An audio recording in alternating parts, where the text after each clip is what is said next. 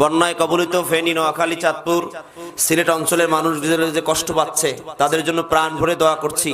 যাদের জীবনগুলো চলে গিয়েছে, বিভিন্ন সংস্থা থেকে তাদের জন্য ত্রাণ দিচ্ছে।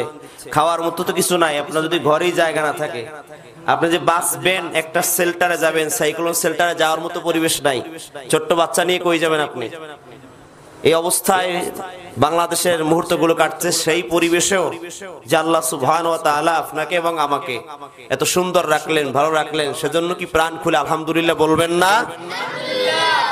প্রিয় বন্ধুগণ, অঞ্চলের মানুষগুলো এত কষ্টে জীবন যাপন করছে, গলা অবধি পানি উঠে গেছে। নিজের বাসা বাড়ির ভিতরে, বিল্ডিং এর ভিতরে, রুমের ভিতরেও কোমর পরিমাণ, গলা পরিমাণ পানি। ছোট্ট একটা সন্তান, নবজাতক শিশু হয়তো 2-1 পা হাঁটা চলা করতে পারে, কিছু একটা টিলার উপর উঠে হাত ছাড়ি দিয়ে কাউকে ডাকতেছে। তাকে কে বাঁচাইছেন? সেই পানির ভিতরে আপনি যদি দাঁড়ান, আপনি ডুবে যাবেন। আপনার মাথার উপরে পানি, সেখানে আল্লাহরে বাঁচায় রাখছে। পশুগুলো মানুষের চলে যাচ্ছে, পশু পাখি জন্য চিল্লাইতেছে মানুষ, আমার গরু চলে যায়, আমার মহিষ চলে যায়, কেউ ধরে রাখতে পারতেছে না। ঘর বাড়িতে কোনো তুলনাই নাই, বাড়ির ছাদের উপরে পানি, টিনের উপরে পানি উঠে গেছে। এটা ভারত থেকে আগত আমাদের জন্য একটা মেহমানদারি, বুঝেন নাই?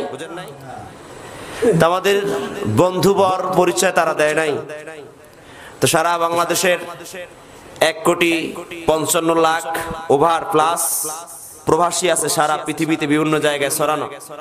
তারা বলছে যে বাংলাদেশে এই বাঁধ নির্মাণ করার জন্য যত টাকা দরকার আমরা দিব, অতি দ্রুত নির্মাণ হোক। আমরাও চাই, কারণ এই প্রতি বছর যে প্লাবন হয়, যে পানিতে যে ক্ষতিগ্রস্ত হয়, জানমালের তো নিরাপত্তা নাই, অনেক মানুষের জীবন বিসর্জন হতে হয়। তারপরে যে অর্থনৈতিক যে সংকট এমনিতেই বাংলাদেশে আরো যে প্রভাব পড়তেছে, আল্লাহ এই সকল মুহূর্ত এবং সকল ষড়যন্ত্র ঝামেলা